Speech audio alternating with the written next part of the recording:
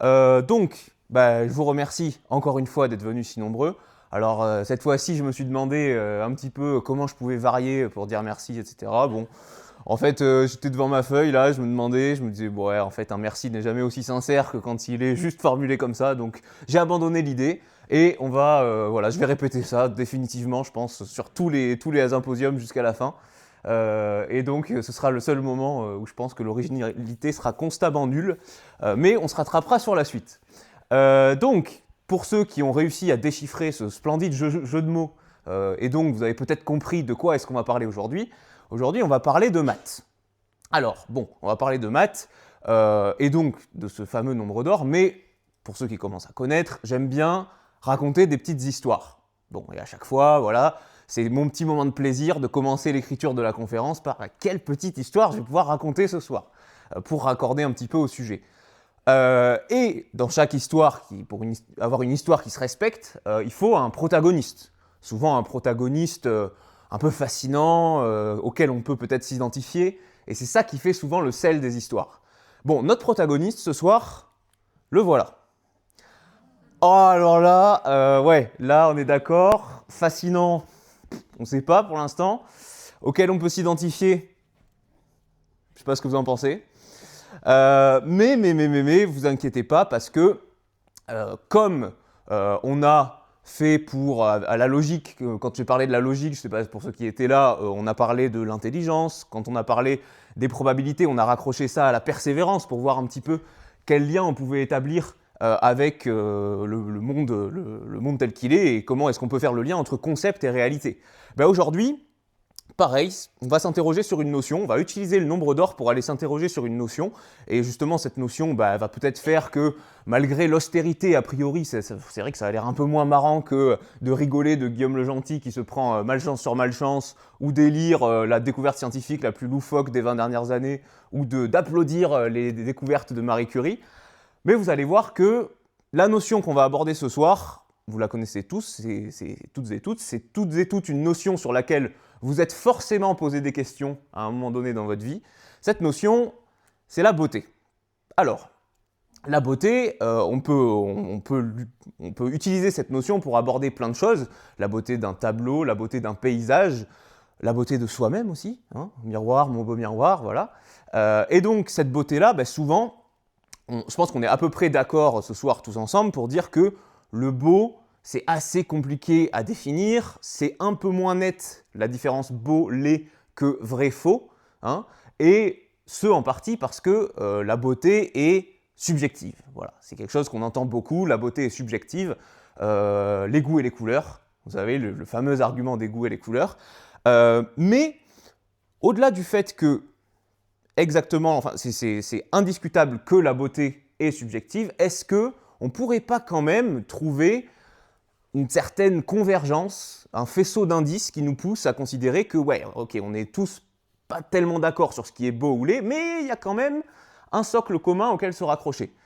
Et ça paraît assez juste, en effet, rien que imaginez pourquoi est-ce que j'ai pris cette photo-là, et pas une photo des frères Bogdanov, par exemple, pour illustrer la beauté. Bon, il y a une raison, et on est d'accord que cette raison, elle est un peu liée au fait que, bon, c'est subjectif, mais pas complètement subjectif.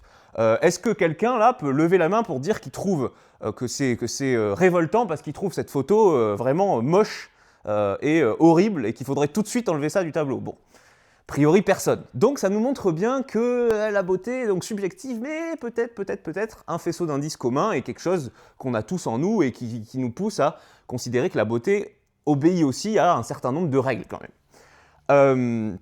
Et quand on étudie un petit peu tout ce qui a été produit en philosophie sur la notion de beauté, il n'y a aucun penseur qui dénie ça. Il n'y a aucun penseur qui dit non, la beauté c'est juste un nuage de points anarchique, et il n'y a aucune tendance, il n'y a aucune ligne de convergence.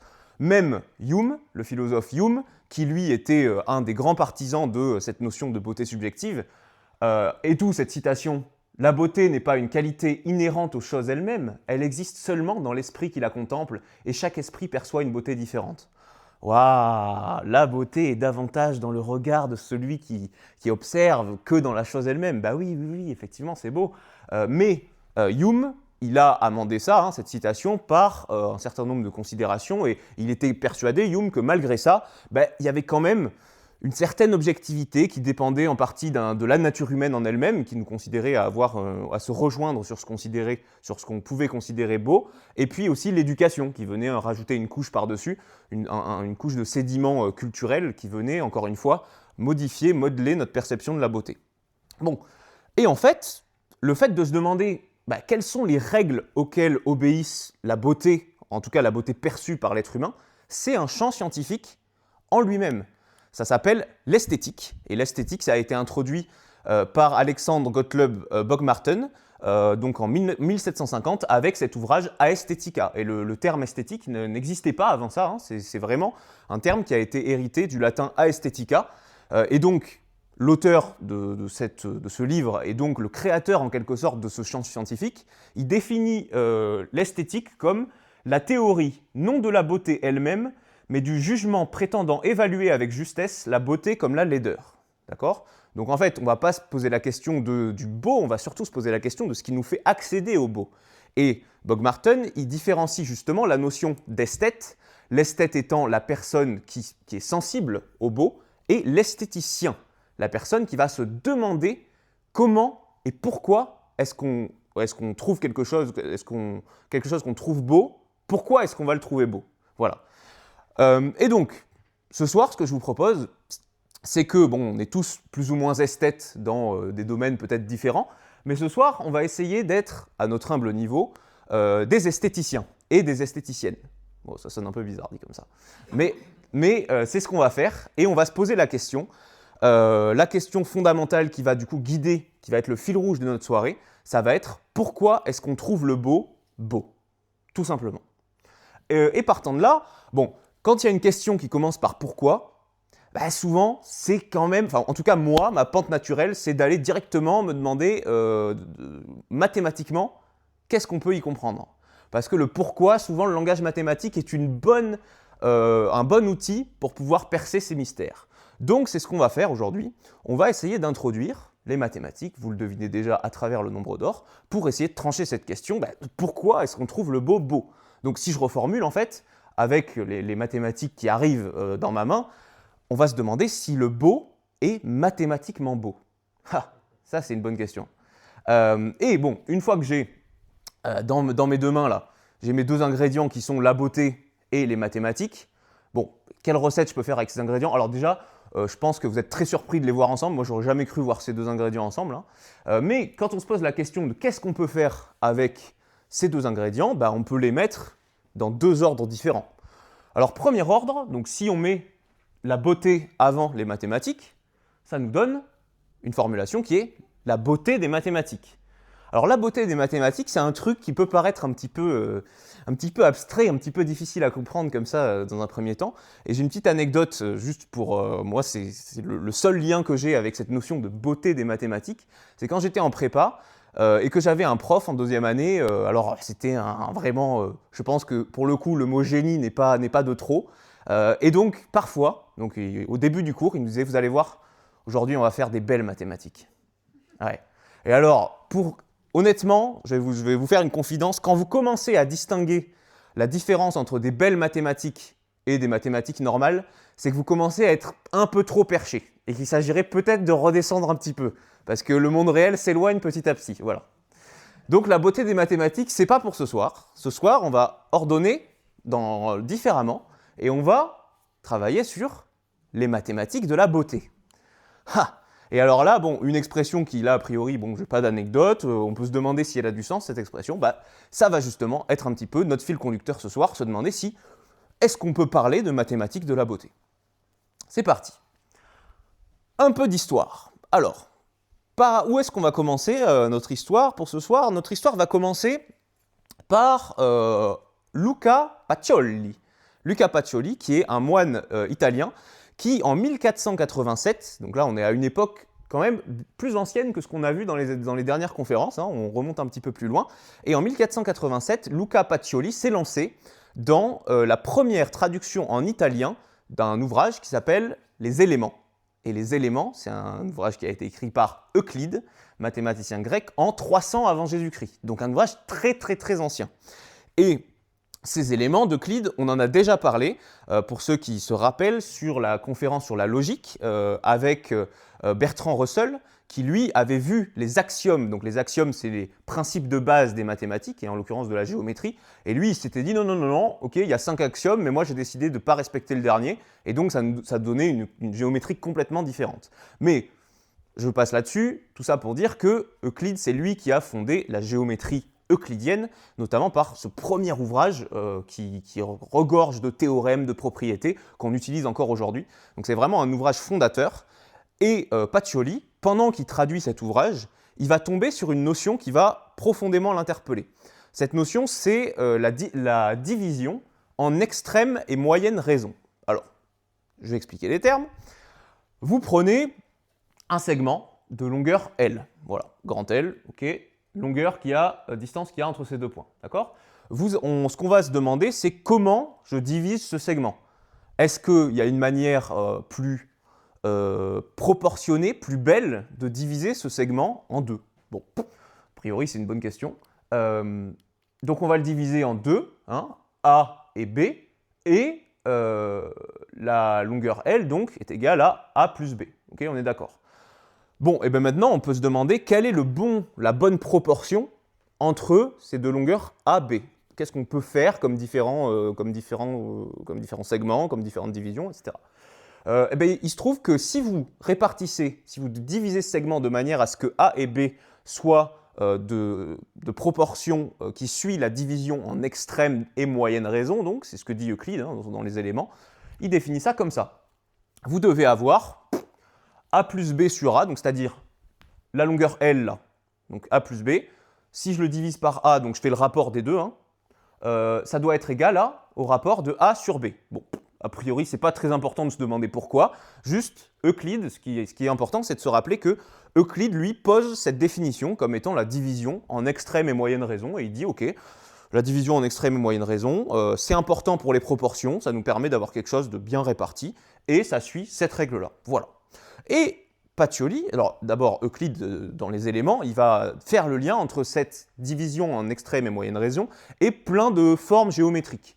Des polyèdres, par exemple ici c'est l'icosaèdre et dodécaèdre ici, et puis le pentagone. Parce que en fait si vous regardez, bon je ne vais pas rentrer dans le détail, hein, mais en fait si vous regardez les proportions des différents segments ici et du pentagone, c'est là qu'on voit le plus facilement en fait. Si vous regardez, par exemple, vous comparez CE là et AE, donc la diagonale, en fait, vous avez une division en extrême et moyenne raison. Ces deux segments-là respectent les proportions qu'on a vues avant. Bon, passons là-dessus. Mais Pacioli, il passe pas là-dessus, lui. Pacioli, lui, ça l'intrigue très fortement. Il se dit, mais pourquoi est-ce que ce truc-là de division en extrême et moyenne raison, est-ce qu'on le retrouve dans des polygones, dans des polyèdres ? Et pourquoi est-ce que c'est un truc qui, a priori, a l'air de sonner à notre esprit comme bien proportionné ? Eh bien, il va écrire un livre qui s'appelle La Divina Proporzione. Ouais, c'est à force de prononcer spaghetti. Voilà, ça arrive, ça vient. Et donc, La Divina Proporzione, c'est un livre qu'il publie en 1497. Et ce livre-là, en gros, il parle de cette division en extrême et moyenne raison comme étant une proportion divine, vous l'avez compris. Donc vraiment, quelque chose, un cadeau du ciel qui nous permet d'injecter de la beauté dans tout ce qu'on construit en respectant ces proportions. Et par ailleurs, quelque chose qui serait présent un peu partout dans la nature. Bon, ok, soit. La deuxième partie de ce livre, la première partie, elle est consacrée plutôt à ce que je viens de vous décrire, là, un peu les maths derrière, et puis la présence dans les différents polygones et polyèdres. La deuxième partie, c'est sur le lien entre ces proportions-là et l'architecture. Donc là, Pacioli, il s'intéresse un petit peu à certains bâtiments qui ont été construits, des bâtiments architecturaux, et il regarde un petit peu est-ce que les dimensions des bâtiments respectent un certain nombre de règles, et est-ce que peut-être ces règles, est-ce qu'on peut les comparer à des structures naturelles, comme notre corps par exemple ? Est-ce qu'il y a des similitudes en fait ? Est-ce qu'il y a des échelles qui se retrouvent, des proportions qui se retrouvent, etc. La troisième partie, j'en parle pas, non seulement parce que c'est pas le sujet, mais en plus il semblerait qu'il l'ait plagié, donc vraiment j'en parle pas, j'insiste. Et dans ce livre, on trouve aussi, du coup, parce que Pacioli, en si bon chemin, il ne s'est pas arrêté, il a décidé de faire un alphabet qui respecte ses proportions. Donc il a construit chaque lettre géométriquement de manière à avoir les proportions parfaites. Donc l'alphabet parfait, je vous le dis, c'est ça. Voilà. Et puis il y a des illustrations qu'on peut observer. Donc là, par exemple, une illustration du dodécaèdre, très jolie. Et il se trouve que ces illustrations, toutes les illustrations de ce livre, ont été faites par un pote de Pacioli, que vous connaissez tous. Alors à votre avis, qui a fait les illustrations? Exact, Leonardo da Vinci. Léonard de Vinci, qui lui, bah oui, c'était à peu près la même période, parce que Léonard de Vinci, il avait été juste avant très intrigué par Vitruve. Hein, ça, c'est l'homme de Vitruve, donc qu'on voit ici. Et l'homme de Vitruve, on va en reparler juste après. Mais Vitruve était un archéologue, n'importe quoi, un architecte grec qui avait écrit un livre qui s'appelle De Architectura. Et en fait, ce livre, dans ce livre, il y a notamment une citation qui nous intéresse particulièrement pour l'enquête qu'on est en train de mener sur la beauté, qui est « Pour qu'un bâtiment soit beau, il doit posséder une symétrie et des proportions parfaites, comme celles qu'on trouve dans la nature. » Ah! Alors ça, c'est intéressant. Ça, c'est intéressant parce que, attends, les proportions parfaites comme celles qu'on trouve dans la nature, c'est exactement la question qu'on a posée au départ. Nous, on veut savoir d'où elle vient cette beauté. Bon, donc dis-nous en plus, cher Vitruve, quelles sont ces proportions parfaites, ce qu'on trouve dans la nature, et donc que nos bâtiments doivent respecter, en fait? Eh bien, Vitruve, il en a fait carrément un livre, hein, donc comme j'ai dit, De Architectura, et dans ce livre-là, il va non seulement se poser la question de quelles sont les proportions parfaites, et quand il décrit les proportions parfaites, il va notamment les calquer sur le corps humain. Et, alors là, je ne vais pas vous lire tout l'extrait que je m'étais mis, mais en gros, pour que vous compreniez un petit peu l'esprit, si vous ouvrez les jambes de façon à abaisser votre hauteur d'1/14e, et si vous étendez vos bras de façon à ce que le bout de vos doigts soit au niveau du sommet de votre tête, vous devez savoir que le centre de vos membres étendus sera au nombril, et que l'espace entre vos jambes sera un triangle équilatéral. Bon, en gros, Vitruve, il continue comme ça, en quantifiant un peu toutes les mesures, il dit, bah, regardez, en fait, le corps humain obéit à ses proportions, et le corps humain parfait, bah, il obéit à ces proportions-là en particulier.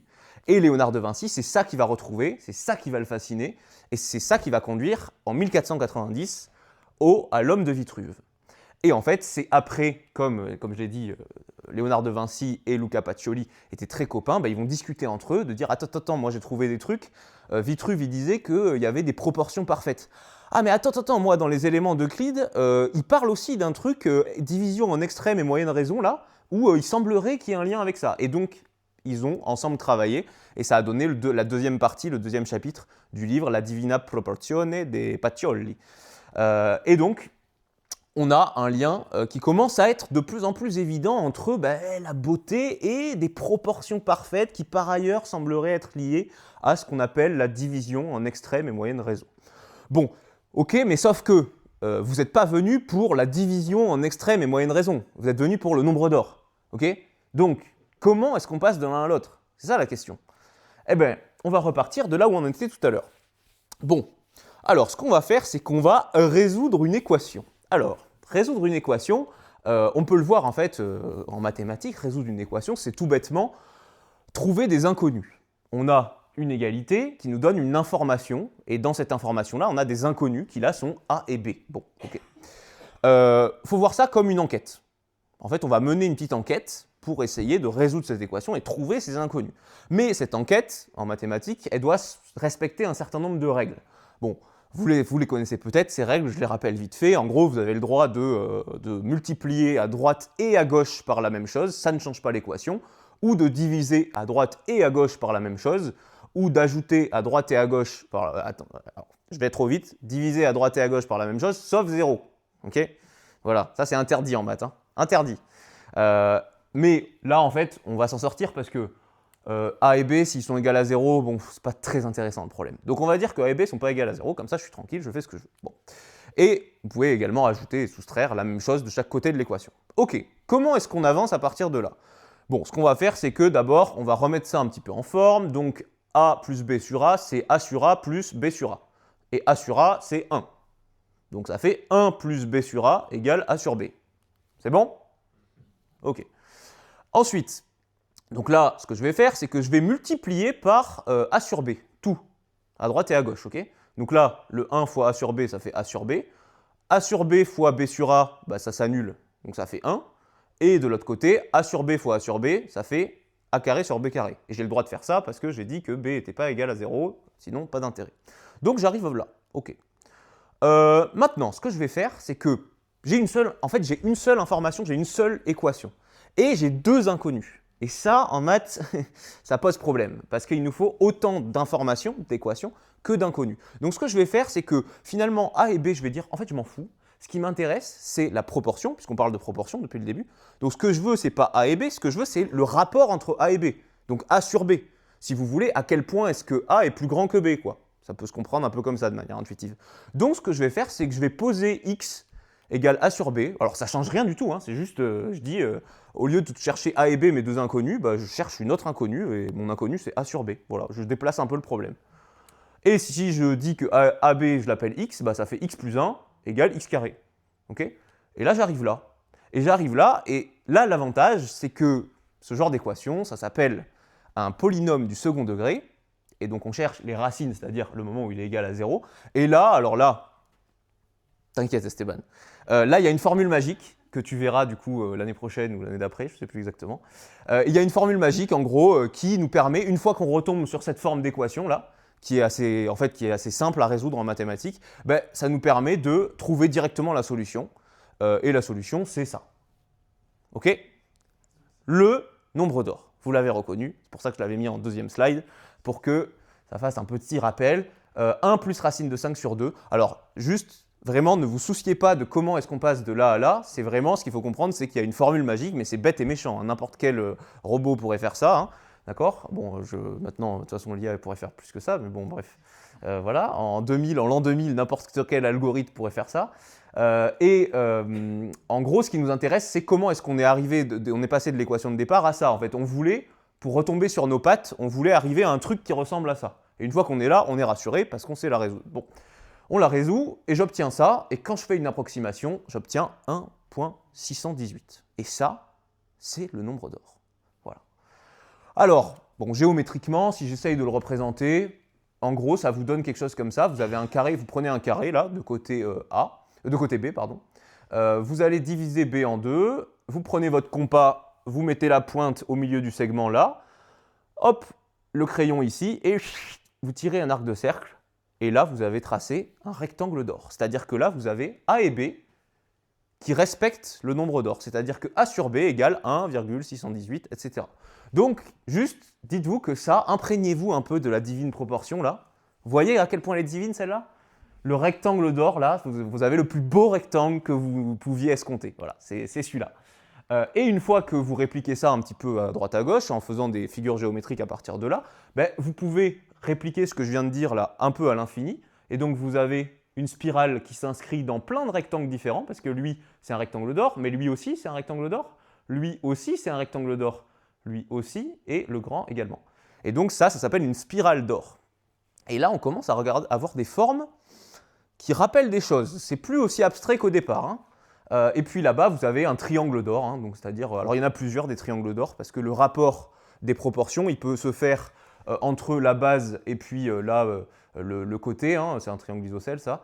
Ou alors, il peut se faire entre la demi-base et un côté, ou alors entre la hauteur et un côté. Voilà, ça, on peut imaginer plusieurs triangles d'or, mais à chaque fois, le but, c'est qu'on retrouve cette proportion dite donc divine ou parfaite dans nos figures géométriques. Et là, bah, encore une fois, je l'ai déjà montré tout à l'heure, mais pareil, ici, en fait, c'est là où je développe un peu plus ce qu'on a vu vite tout à l'heure, c'est que ici, en fait, un icosaèdre, pourquoi est-ce qu'on retrouve le nombre d'or dedans? Parce que juste toutes ces faces sont des triangles d'or.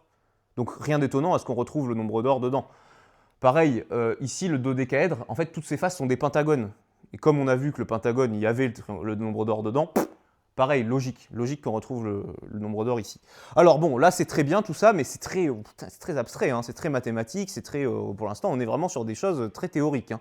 Donc ce qu'on peut se demander, c'est que, bon, vous me croyez certainement si je vous dis que je trouve ça beau, hein, mais bon, beau, ok, c'est peut-être pas suffisant. Donc, on peut se dire, est-ce que ce genre de choses, ce genre de polyèdres, est-ce qu'on les trouve dans la nature? Est-ce qu'il n'y aurait pas des beaux polyèdres qu'on pourrait un peu étudier dans le monde qui nous entoure? Ha! Vous les reconnaissez donc, la pyramide entre autres de Khéops ou de Gizeh. Et donc, cette pyramide-là, ce qu'on peut se demander, c'est ok, on en pense quoi des proportions de cette pyramide? Est-ce qu'elle est bien proportionnée, mal proportionnée? Bon, bah mesurons. Mesurons, on va mesurer donc la hauteur, hein, vous voyez, SC de la pyramide, qui est 146 mètres. Ensuite, ce qu'on va faire, c'est qu'on va prendre C, c'est le centre de gravité, donc c'est vraiment, imaginez le point qui est au milieu, vraiment au milieu, au sol de la pyramide, et on va regarder la distance avec le bord de la pyramide de ce point-là. CL, 115 mètres, et ensuite, la distance qu'il y a ici, hein, c'est-à-dire l'hypoténuse de ce triangle-là qui est rectangle, hein, et cette distance-là, c'est 186 mètres. Bon, eh ben, je vous annonce que SL sur CL, donc le rapport de cette longueur-là avec la demi-base de la pyramide, nous donne un triangle d'or. Donc, la pyramide de Gizeh, on retrouve dans ses proportions, on retrouve le nombre d'or. Alors là, bon, hasard de dingue, non? Ou alors, si ce n'est pas le hasard, c'est-à-dire qu'il y a les petits malins qui ont construit cette pyramide, ils connaissaient déjà le nombre d'or. Bon, a priori, cette pyramide, elle a été construite il y a 2500 ans. Donc, est-ce que vraiment ils connaissaient déjà le nombre d'or? On peut se poser la question. Mais c'est pas tout. Nous avons également le Parthénon, qui lui a été construit plus récemment, en 400 avant Jésus-Christ, hein, récemment. Et donc, le Parthénon, quand on regarde un petit peu sa façade, on trouve ça. La façade s'inscrit dans un rectangle d'or. Et également, c'est pas le seul, parce que quand on regarde un petit peu ici les proportions de la moitié en gros de la structure qui est à l'intérieur du Parthénon, on a également un rectangle d'or. Et on peut continuer comme ça. On a plusieurs rectangles d'or. Donc, encore une fois, là on se dit, oula, deux bâtiments qui ont été construits quand même à 2000 ans d'écart. Hein, ok, on retrouve 2 fois le nombre d'or dans les proportions. Et c'est des bâtiments quand même dont la beauté est difficilement questionnable. C'est quand même des bâtiments qui ont tenu des années, qui pour le coup avaient attrait au divin à l'époque. Donc cette notion de divine proportion, elle commence à faire de plus en plus de sens. Mais je suis désolé, on va repasser un petit peu par la case maths pour pouvoir avancer dans notre histoire. Et on va parler de la suite de Fibonacci. Alors, qu'est-ce qu'une suite d'abord? Bon, une suite, c'est simplement un catalogue de nombres. Voilà, tout simplement. C'est un catalogue de nombres, je vais en mettre plein les uns à la suite des autres, et l'ordre va être important, contrairement à un ensemble de nombres où là, l'ordre n'est pas important en fait. J'ai juste mon ensemble de nombres, je peux les piocher, en piocher un, n'importe quel ordre, je m'en fiche. Là, une suite, c'est important. Je vais avoir mon premier nombre, mon deuxième nombre, mon troisième nombre, etc. Bon, et ensuite, une suite, si je vous donne des exemples, on a par exemple cet exemple-là, et une suite, il y a toujours une petite règle, une petite recette, pour pouvoir trouver la fin de la suite en fait, pour continuer la suite. Alors cette recette, elle peut être soit d'un nombre à l'autre, où il va falloir faire quelque chose pour passer de l'un à l'autre, ou alors un lien entre le rang du nombre et le nombre en lui-même. C'est-à-dire par exemple le deuxième nombre, je vais faire un petit calcul avec le 2 et ça va me donner le nombre. Okay, exemple, trouvez-moi la recette. Allez, quelqu'un qui parle un peu plus fort là, qui s'impose. Exactement. À chaque étape, on multiplie par 2, ce qui nous donne 1, 2, 4, 8, 16, 32, 64, etc. Ok. Deuxième exemple. Ah, ça se complique là. Hein. Vous faisiez les malins là juste avant. Hein. Jusque-là, ça va là. Ouais, hein. Voilà, c'est la suite des carrés. C'est-à-dire qu'en fait, le premier terme, c'est 1 au carré. Le deuxième terme, c'est 2 au carré. Le troisième, c'est 3 au carré. Quatrième, 4 au carré. Cinquième, 5 au carré, etc. Ok? Bon, maintenant, on va s'intéresser à la suite de Fibonacci, d'accord? Allez-y, je vous laisse trouver la recette de la suite de Fibonacci. Vous allez y arriver, je suis sûr.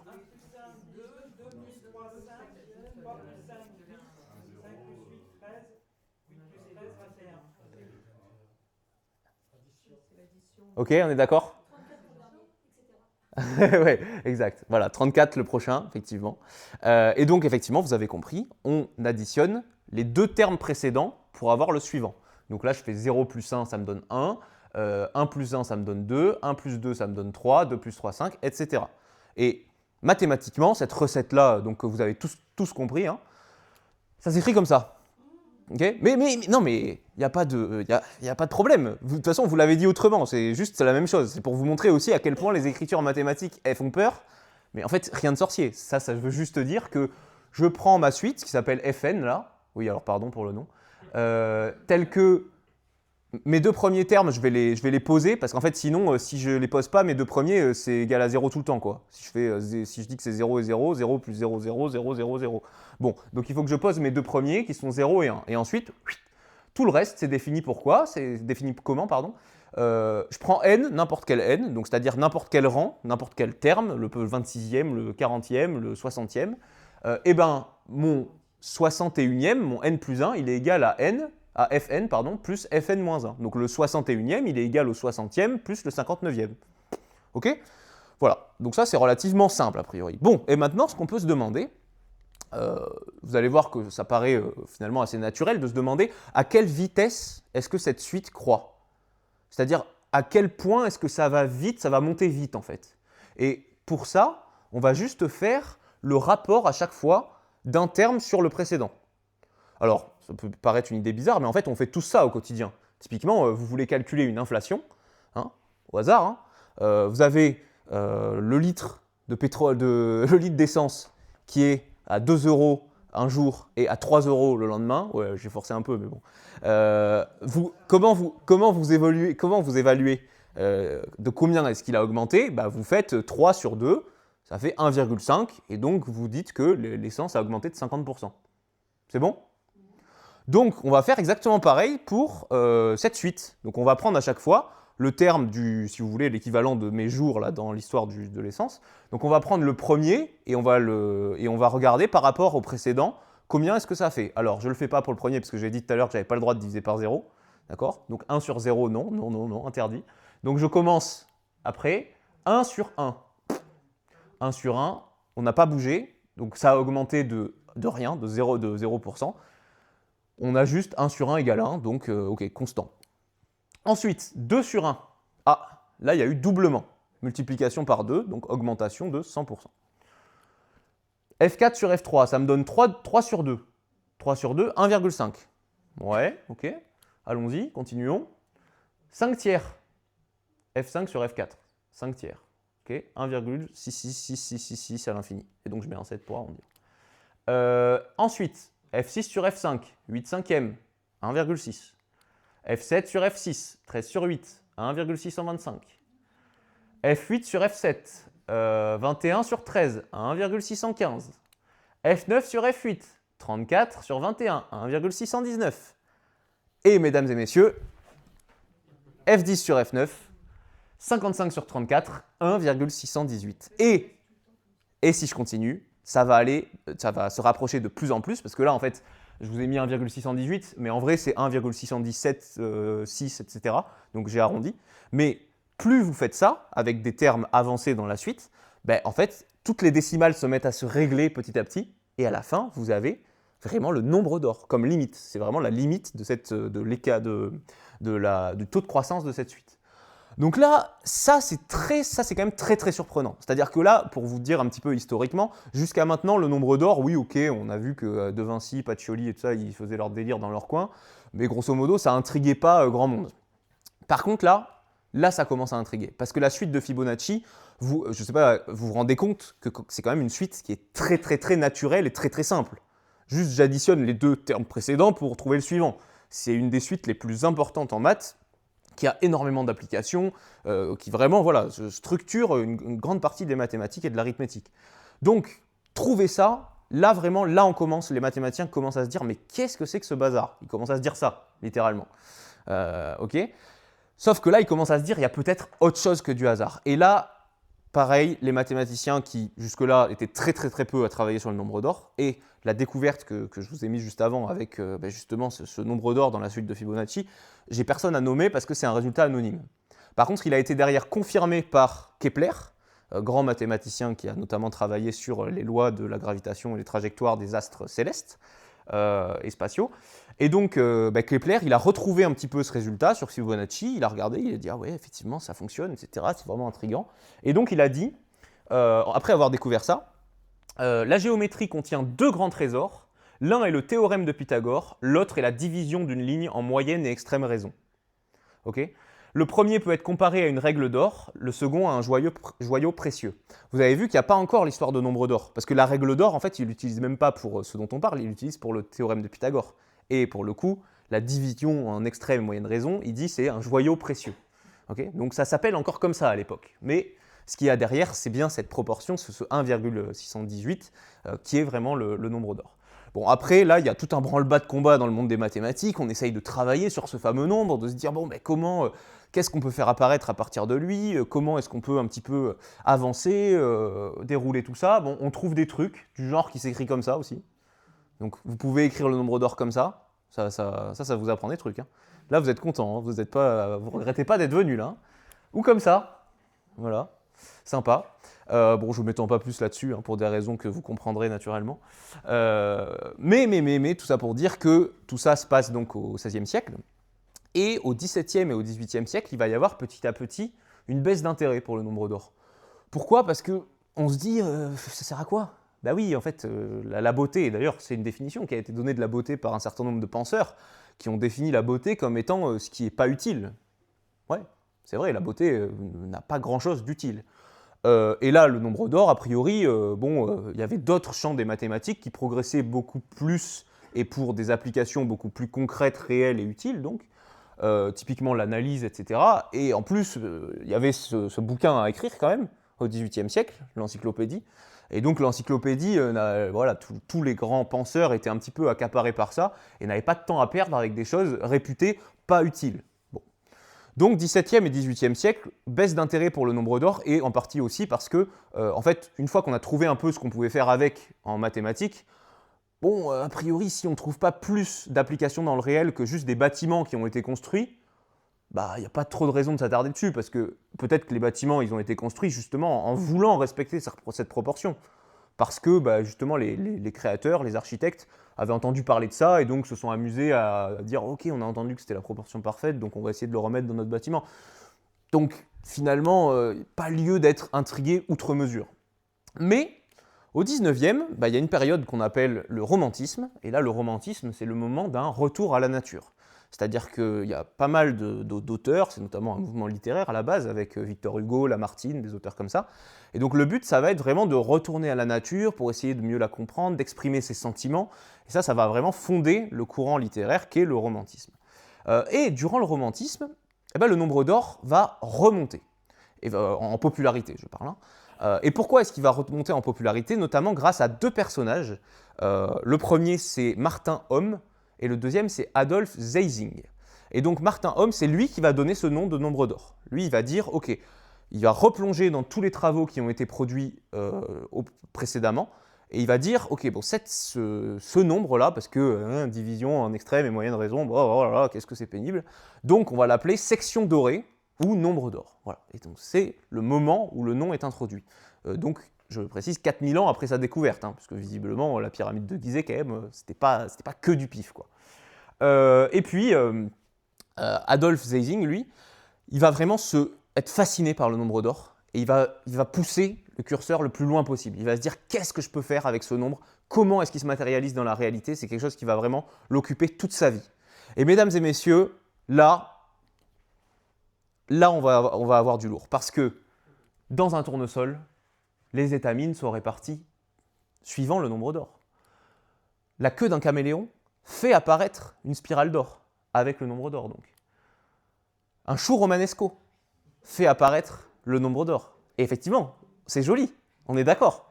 Donc là, on commence à sentir qu'on avance quand même dans notre enquête. Hein. Une pomme de pin, ou une pigne, ou voilà, je sais pas, vous l'appelez comme vous voulez, mais en gros, on voit ici bien une spirale d'or également. Alors je dis on voit, hein, mais y a toute une démonstration derrière, hein, évidemment. Hein. Un cristal de quartz. Un cristal de quartz, en fait, il est organisé en pentagone, et donc le nombre d'or apparaît dans ces proportions. Les fougères. Et au-delà des fougères, tout ce qui porte sur la phyllotaxie. La phyllotaxie, c'est la manière dont croissent les végétaux, et donc les proportions des végétaux au fil de leur croissance. Comment sont implantées les branches, etc. Voilà. Et donc tout ce qui touche de près ou de loin à la phyllotaxie, on va y retrouver le nombre d'or. Là, j'ai pris une fougère, mais je peux prendre n'importe quoi, en fait. Je peux prendre énormément de plantes différentes. Donc, quand même, ça paraît de moins en moins être du hasard. Vous avez vu, je l'ai rentabilisé cette slide. Hein. Une fois que je l'ai faite, j'ai fait des CTRL-C, CTRL-V, là, je me suis régalé. Hein. Et donc, non, alors voilà, c'est le problème de l'impro, c'est que je perds mon fil.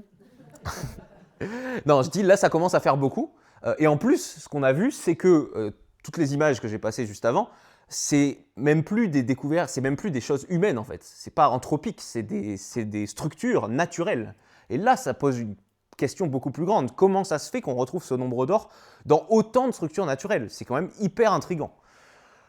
Et ça va conduire notamment donc Adolf Zeising, qui lui était vraiment fasciné par ce nombre d'or, comme j'ai dit tout à l'heure. Bah, lui, il a découvert ça, il est comme un fou. Imaginez que déjà ces travaux, il les a menés avec le nombre d'or qui était quand même assez haut dans son estime, et derrière il découvre tout ça.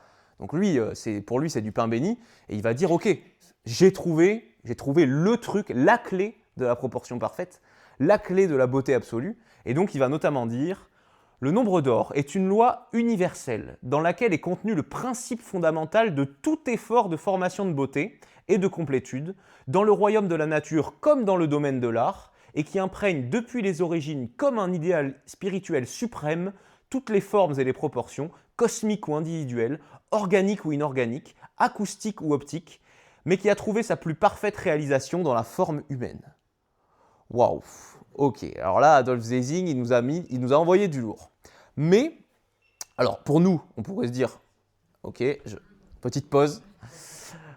Pour nous, on pourrait se dire que c'est hyper... hop. C'est bon, c'est reparti. Voilà, donc pour nous, on pourrait se dire que c'est génial, en fait, dans notre enquête. Nous, c'est ce qu'on voulait, en fait. On voulait découvrir les mathématiques qui avaient sous cette notion de beauté, cette notion de proportion parfaite, etc.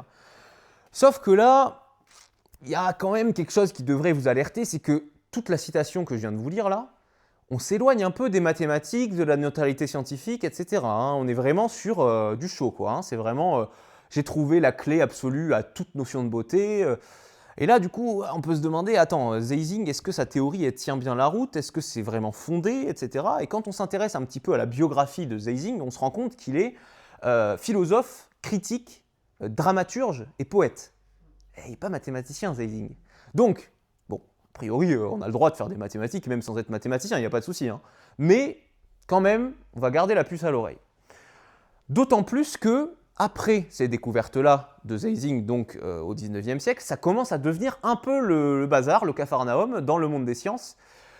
Et on commence à faire un peu n'importe quoi avec... Alors, dans le monde des sciences, justement, pas dans le monde des sciences, en vrai, dans la société de manière générale, on va se mettre à mesurer tous les monuments pour y retrouver le nombre d'or. Et vous en doutez, en fait, quand on cherche à tout prix à trouver le nombre d'or dans les monuments, on va finir par le trouver. S'il y a besoin de mesurer la distance entre le 88e pavé des Champs-Élysées et le pied de l'Arc de Triomphe et la hauteur de l'Arc de Triomphe, on va faire ça, mais on va trouver le nombre d'or. Et donc on le trouve partout, évidemment, on y arrive. Et donc la fascination continue. Et la figure qui représente cette fascination plus tard, donc au XXe siècle, c'est lui, c'est Mattila Djica. Alors Mattila Djica, c'est un poète, romancier, ingénieur, mathématicien, historien, militaire, diplomate et plénipotentiaire, ministre plénipotentiaire. Vous savez ce que c'est, plénipotentiaire? Je ne savais pas, moi j'ai lu ça, je suis ok. Bon, c'est en gros l'équivalent d'un ambassadeur, quoi. C'est un ministre qui est délocalisé à l'étranger, mais qui n'a pas le statut d'ambassadeur, bon, de ce que j'ai compris, voilà. Et donc lui, il est roumain d'origine, et il va vraiment se passionner par ce nombre d'or, et pareil, il va vouloir encore plus diffuser les travaux qui ont été faits par Zeising. Il va notamment écrire cet ouvrage-là, The Geometry of Art and Life, et il va aussi lui donner sa notation, la notation qu'on a aujourd'hui, c'est phi. En fait, le nombre d'or, on l'appelle phi, parce que c'est plus pratique que d'écrire tout le temps 1 plus racine de 5 sur 2.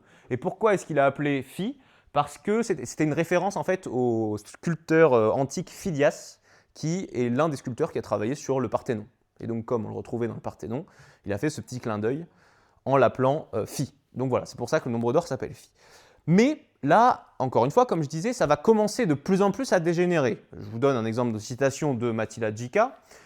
Le point de vue géométrique a caractérisé le développement mental de toute la civilisation occidentale. Ce sont la géométrie grecque et le sens géométrique qui donnèrent à la race blanche sa suprématie technique et politique. Eh ouais, mais à la fois, j'ai envie de vous dire, comme ça, là, on n'y a pas forcément fait gaffe, mais depuis le début, on parlait de beauté. On parlait de beauté, la beauté qui est quand même pas très éloignée de la pureté, et on arrive au début du XXe siècle. Et donc la pureté au début du XXe siècle, ça commence à dégénérer doucement. Et il y a d'autres, parce que celle-là elle est relativement soft encore de citation, il y a d'autres citations bien plus énervées sur voilà, le fait que clairement le nombre d'or fait partie de la supériorité de la race blanche, etc. Voilà, donc, voilà, il y a quelques illuminés qui commencent quand même à en faire n'importe quoi de ce nombre d'or. Mais a priori, lui, il y est pour rien. Hein. Bon, il est manipulé à des dessins un peu obscurs, mais on pourrait se dire, par ailleurs, il y a peut-être ça remet pas en question tout ce qu'on vient de voir. Et d'ailleurs, il y a plein d'artistes qui vont continuer à faire des hommages au nombre d'or, typiquement Paul Valéry dans Critique des colonnes, fille des nombres d'or, forte des lois du ciel, sur nous tombe et s'endort un dieu couleur de miel. Bon. Effectivement, une petite allusion au nombre d'or. Il y a aussi l'architecte Le Corbusier, hein, qui va de plus en plus travailler sur le nombre d'or. Hein, vous êtes d'accord pour dire que ça, c'est la beauté divine, hein? On est d'accord? Bon, ok, ça me rassure. Vous avez également Dali, qui va faire cette toile, où on retrouve effectivement toutes les proportions qui sont calquées sur le nombre d'or. La dernière scène, hein, ça s'appelle. Et donc, bon, là, on en est à un point où quand même on se pose des questions. On se pose des questions, pourquoi? Parce que à la fois, tout ce que je vous ai montré, c'est quand même fascinant. Enfin, je veux dire, le nombre d'or, on le retrouve partout. Architecture, corps humain, nature, on le retrouve a priori partout. Donc, malgré le fait que derrière, il y a eu un peu une extrapolation et qu'il ait pris une place qui ne méritait pas, peut-être pas, parce qu'il y a plein d'objets mathématiques qui sont fascinants et qui n'ont pas une cote de popularité aussi élevée dans la société en général, mais vraiment, là, on est à un point où, globalement, on se pose vraiment la question de si c'est du lard ou du cochon, hein, ou quelle valeur vraiment accorder à ce nombre d'or. Alors, j'ai dit un truc, c'est que le nombre d'or, il était partout. Alors, oui, le nombre d'or, on le retrouve dans un certain nombre de structures architecturales, on le retrouve dans un certain nombre de structures naturelles, notamment les structures où il y a des pentagones qui émergent, et en phyllotaxie, où il y a l'implantation des végétaux qui va jouer. Mais non, on ne le retrouve pas partout. Et quand on regarde un certain nombre de formes qui pourtant à première vue se rapprocheraient de ce qu'on a vu avant, et donc on pourrait se dire, bon ben voilà, nombre d'or, regardez. Ben non, parce qu'en fait, la spirale d'or que j'ai montrée tout à l'heure par construction n'est pas du tout la seule spirale, n'est pas du tout le seul moyen de faire émerger une spirale qui a l'air d'avoir des proportions agréables. Le nautile, la carapace du nautile, c'est une spirale logarithmique. Alors, je ne rentre pas dans les détails, là, pour le coup. Les galaxies, pareil, obéissent à des spirales logarithmiques. Je n'ai pas mis d'image, mais les dépressions en météo, avec vous savez, les nuages qui s'enroulent comme ça, pareil, spirale logarithmique. Autre exemple, un truc qui quand même est beau, c'est les alvéoles des ruches. Ben là, manque de bol, c'est pas des pentagones, c'est des hexagones. Et dans les hexagones, pas de nombre d'or. Donc, une ruche, pas de nombre d'or. Le Parthénon, dont j'ai parlé tout à l'heure, oui, on a examiné la façade principale, et on y a trouvé le nombre d'or. Par contre, si je regarde la façade latérale, ou alors si je regarde le Parthénon depuis le haut, comme ça, pas de nombre d'or. D'ailleurs, il y a un autre rapport qui revient beaucoup, qui est le rapport 4/9, qui semblait aussi être utilisé pour avoir des proportions harmonieuses. Donc en fait, le nombre d'or, on a cherché à le voir un peu partout, mais là on commence à voir que, non, en fait, globalement, c'est aussi parce qu'on veut le voir qu'on finit par le voir partout. Un diamant, qui pourtant est l'un des objets les plus, voilà, un des cristaux les plus reconnus pour sa beauté, le diamant, pas de nombre d'or. Parce que le diamant n'est pas organisé comme le quartz de manière pentagonale, et donc on ne retrouve pas le nombre d'or dans le diamant. Bon, donc alors, là on est perdu, quoi. Là vraiment, bon, je me suis, voilà, j'en ai fait un petit trait d'ironie tout à l'heure de dire est-ce que c'est le hasard, est-ce que c'est pas le hasard, mais là vraiment c'est plus de l'ironie, on sait plus du tout. Est-ce que c'est le hasard, pas le hasard? Et en gros, c'est exactement l'état d'esprit dans lequel sont les scientifiques à propos du nombre d'or à la fin, même au milieu du XXe siècle. Vraiment, on se demande quelle valeur on peut lui attribuer vraiment. Et il y a une solution qui a été mise en avant et que moi j'ai trouvé particulièrement probante, qui a été amenée par Hofmeister avec sa règle de Hofmeister. Alors là, j'arrive dans un milieu que je connais moins, qui est la biologie, mais on va essayer de se frayer un chemin un peu là-dedans. Cette règle de Hofmeister dit « Le primordium apparaît périodiquement dans le plus grand espace disponible ». Alors merci les biologistes et vos formulations pompeuses, on est obligé d'aller chercher le dictionnaire. Qu'est-ce qu'un primordium? Pareil, j'en savais rien du tout. Un primordium, de ce que j'ai compris, encore une fois, là pour le coup je prends des pincettes, j'ai pas envie de dire de bêtises. Un primordium, c'est le motif de base qui va derrière conduire au développement d'une plante ou d'un végétal. C'est-à-dire que vous avez un motif de base et quand vous avez une tige, vous avez le motif de base qui va émerger sur le bord de la tige et ensuite, petit à petit, ça va croître et ça va vous donner une branche avec des ramifications et puis la branche va faire apparaître des feuilles avec des nervures, etc. Et c'est là-dedans qu'on va retrouver, de manière générale, le nombre d'or. Et en fait, ça nous dit quoi? Ça nous dit que ce motif-là qu'on avait à la base, il va apparaître de manière périodique. C'est-à-dire qu'en fait, il va apparaître à toutes les échelles et on va avoir ce même motif, sauf qu'au début, il faisait peut-être 1 micromètre. Et puis, plus on avance, plus ce motif il va grossir. On va le retrouver petit, mais aussi à échelle macroscopique, donc de la vue, et puis peut-être à l'échelle du végétal dans son ensemble. Je vais juste montrer le chou romanesco. Le chou romanesco, c'est exactement ça. Si vous voulez, regardez. En fait, vous vous rendez compte de ce que je viens de dire ou pas? Là, vous avez tous ces petits cônes là.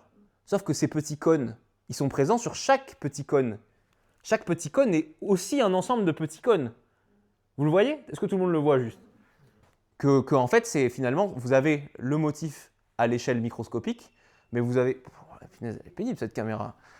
Et que vous avez en fait ce motif de base qui donne lieu derrière au chou romanesco dans son ensemble. Et donc on le retrouve vraiment de manière générale à chaque fois. Et c'est là qu'on comprend un petit peu à quel point est-ce que ce développement d'une structure qui au départ était toute petite donne lieu à un objet macroscopique. Bon, ça, ok, très bien, soit, mais quel est le rapport avec le nombre d'or au juste? Eh bien, le rapport avec le nombre d'or, vous allez le voir juste après. Je vais commencer par parler un petit peu de pi. Alors, pi, en gros, pareil, pi, ça peut paraître surprenant. Pi, il est partout en maths. On le trouve dans plein d'applications. Comment ça se fait que ce nombre-là précis, 3, 14, 16, etc., reviennent aussi souvent? En fait, quand vous regardez de plus près, dès que vous allez étudier un truc qui tourne, pi arrive. Et pourquoi? C'est simple, parce que pi, il est dans un cercle. Hein, vous savez, voilà, de pi r, le périmètre d'un cercle, pi r au carré, l'aire d'un cercle. Donc en gros, dès que vous vous intéressez à quelque chose, un phénomène qui fait apparaître un cercle ou quelque chose qui tourne, pi arrive. Okay? De la même manière, quand vous allez vous intéresser à quelque chose qui s'apparente à ce qu'on appelle un cercle vicieux dans le langage courant, dans le langage scientifique, on l'appelle une boucle de rétroaction positive, c'est-à-dire un truc où en gros, un phénomène va accentuer sa cause, qui va accentuer le phénomène, qui va accentuer sa cause, etc. Exemple, quand la neige fond, vous savez peut-être que le blanc donc, réfléchit la lumière et donc garde moins de chaleur que le noir. Bon, vous mettez plus de rayons solaires, plus de chaleur, etc. La neige fond. La neige fond, donc ça se mélange à de la terre, ça fait un truc un peu plus marron, un peu plus noir. Ça retient plus de chaleur, puisque c'est moins blanc. Donc la neige fond plus vite. Mais la neige fond plus vite, elle devient encore plus noire. Donc ça fond encore plus vite. Donc ainsi de suite. Pareil, on pourrait parler aussi en termes économiques.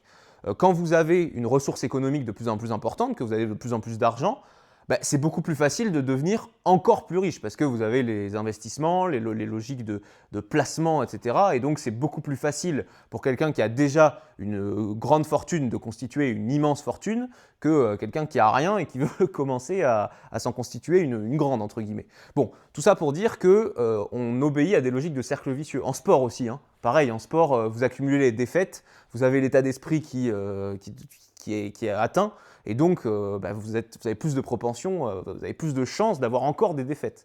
Et le seul moyen de s'en sortir, c'est de repartir sur une victoire, et là, de repartir sur un cercle vertueux, pour le coup.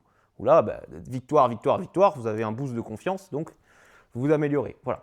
Et quand vous faites ça, vous avez E qui apparaît. Alors E, pour ceux qui connaissent, voilà, c'est égal à 2,7, etc. C'est l'exponentiel, en fait.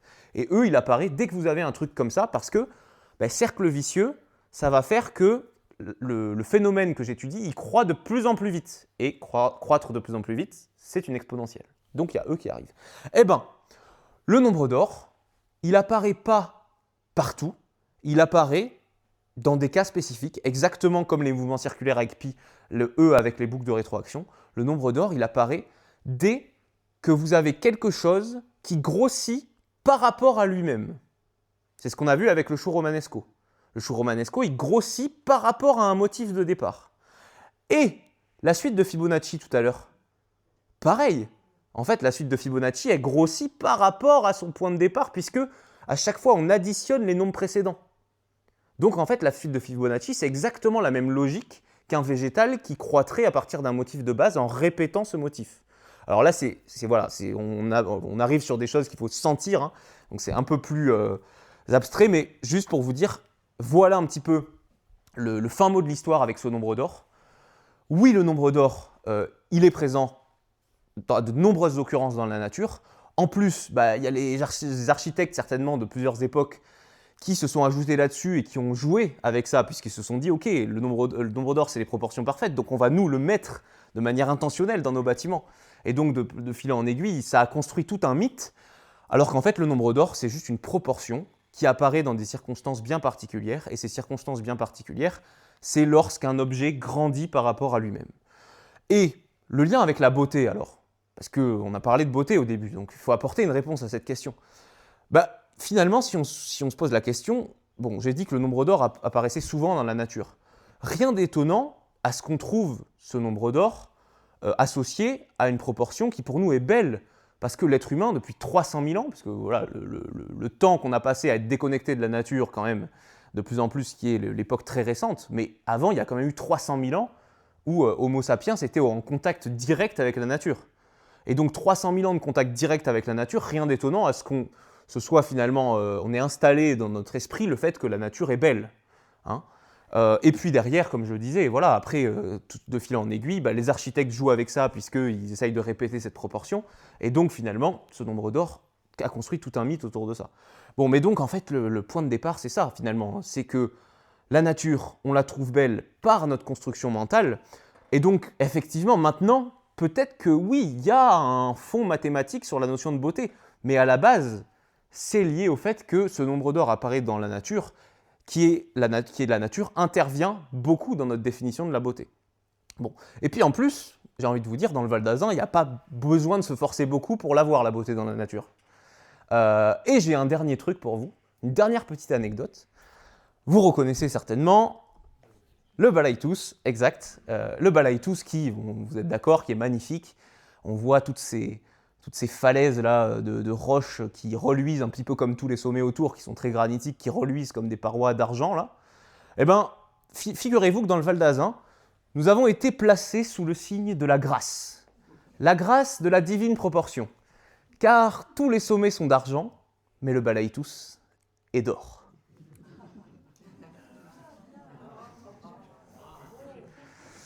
Merci à tous.